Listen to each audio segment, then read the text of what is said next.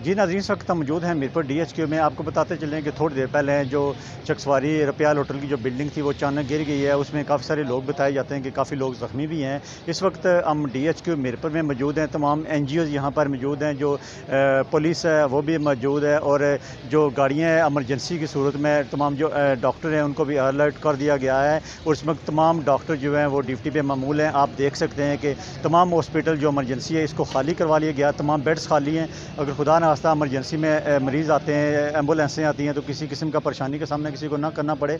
इस वक्त DHQ के अंदर मौजूद हैं। आप देख सकते हैं, मेरा कैमरा मैन आपको दिखाएगा कि तमाम पुलिस एहलकार यहाँ पर मौजूद हैं, NGOs के लोग मौजूद हैं, डॉक्टर यहाँ पर मौजूद हैं।